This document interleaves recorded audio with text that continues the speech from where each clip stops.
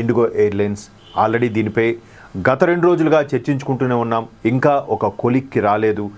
మరో 10 రోజులు పట్టే అవకాశం కూడా ఉంది. దీనిపై డీజీసీఏ తీసుకున్న నిర్ణయాలు కానీ, కేంద్ర పౌర విమానయాన శాఖ మంత్రి రామ్మోహన్ నాయుడు గారు తీసుకునే నిర్ణయాలు బట్టి కానీ ఇండిగో త్వరితగతిన చర్యలు తీసుకునే అవకాశం కనిపిస్తోంది. అయితే డీజీసీఏ నిబంధనలకు సంబంధించి ఎన్ని విధిస్తున్నా కూడా ఇండిగో అవన్నీ పెడచెవిన పెట్టి ఇది అవడం వల్ల రామ్మోహన్ నాయుడు గారు కేంద్ర మంత్రి అయిన తరువాత దానిపై కట్టుదిట్టమైన భద్రతా ఏర్పాట్లు కానీ, కట్టుదిట్టమైన టర్మ్స్ అండ్ కండిషన్స్ ఫాలో అయ్యేలాగా ఉద్యోగుల భద్రతకు, తద్వారా ఒక్క ఉద్యోగి ద్వారా అంటే ఒక పైలట్ ఏదైతే విమానం నడిపిస్తారో దాని మీద కొన్ని వందల కుటుంబాల ఆధారపడి ఉంటాయి కాబట్టి ఈసారి కఠినమైన నిర్ణయాలు తీసుకునే దిశగా పౌర విమానయాన శాఖ మంత్రి కేంద్ర మంత్రి రామ్మోహన్ నాయుడు గారు తీసుకున్న నిర్ణయాలు.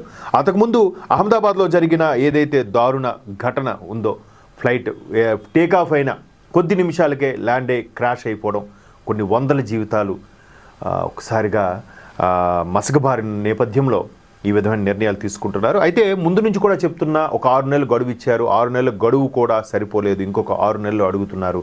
వెంటనే సత్వర చర్యలకి డీజీసీఏ నిర్ణయం తీసుకుంది. ఈ నేపథ్యంలో ఇండిగో ఒక్కసారిగా చేతులు ఎత్తేసింది. రోజువారీ సుమారుగా మొదటి రోజు 150 ఫ్లైట్లు, రెండో రోజు 400, మూడో రోజు 600, మొన్న ఒక్కరోజు 1000 ఫ్లైట్లు క్యాన్సిల్ చేసే పరిస్థితి వచ్చింది. ఇదిలా ఉంటే ప్రయాణికులు ఎంత అవస్థలు పడుతున్నారంటే ఇంకా చెప్పలేం. దగ్గర ఇప్పుడు ఇండియాలో ఉండేవాళ్ళు ఓకే, ఢిల్లీ సరౌండింగ్స్ ఉన్న వాళ్ళు, ఆఖరికి హైదరాబాదు, చెన్నై, బెంగళూరు ఇవన్నీ వెళ్ళే వరకు కూడా ఏదో ట్రైన్స్ ఏదో ఇబ్బంది పడి వెళ్ళారు వాళ్ళు రాకపోయినా.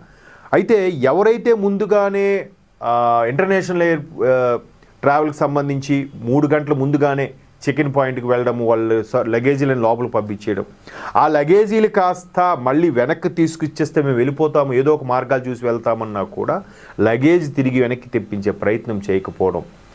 మొన్న ఒక తండ్రి చాలా దారుణంగా విలపిస్తున్నాడండి. ఒక సోషల్ మీడియాలో చూసిన వీడియో నేను చూశాను.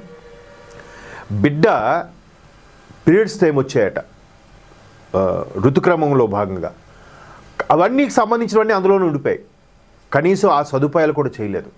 ఎంత ఘోరం అంటే నిజంగా అది చాలా సున్నితమైన అంశము. దానికి కూడా ఇండిగో వాళ్ళు ఎంత దారుణంగా బిహేవ్ చేశారంటే కనీసం తిరిగి తెచ్చేవకపోగా, వాళ్ళకి ఏదో ప్రత్యామ్నాయం ఏర్పాటు చేయకపోగా, అటు ఎయిర్పోర్ట్ నుంచి బయటికి రాలేక, లోపల ఉండలేక, ఎంత ఒక్కసారి ఆలోచించండి.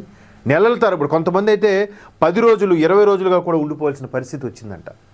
అంటే ఏదోదో వచ్చారు, విదేశాల నుంచి వచ్చారు, మన దేశానికి అవసరం మీద వచ్చారు, మళ్ళీ ఆ ఫ్లైట్లో వెళ్తామనుకున్న వీళ్ళు ఒక్కసారిగా అక్కడ స్ట్రక్ అయిపోవడం, మనీ అయిపోవడం, ఎయిర్పోర్ట్లో ఉండిపోవడం, వారికి సరైన సదుపాయాలు రెడీ చేయకపోవడం ఎంత ఇబ్బందులకు గురి చేసిందంటే అసలు ఆ మాటల్లో చెప్పలేం. ఇలాంటి చాలా పరిస్థితులు వచ్చాయి.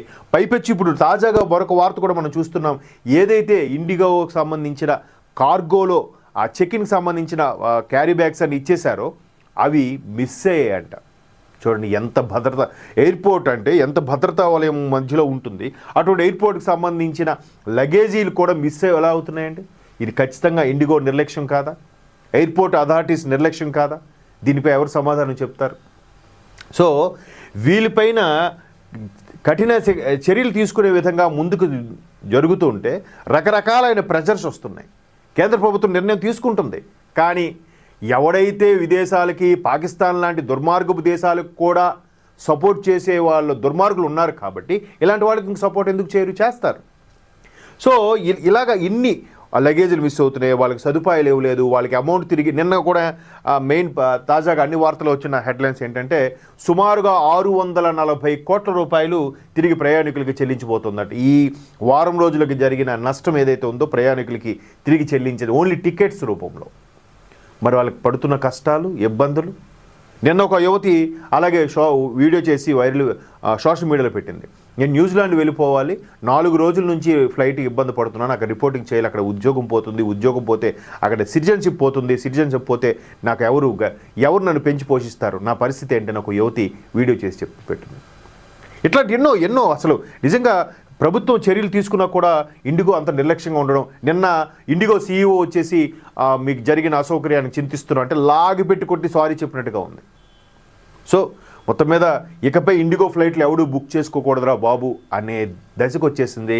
మరొక మేబీ గతంలో కూడా చాలా కొన్ని మంచి ఊపు మీద ఉన్న ఫ్లైట్లను కూడా పేర్లు అనవసరం అర్ధాంతరంగా మాయమైపోయిన సందర్భాలు ఉన్నాయి.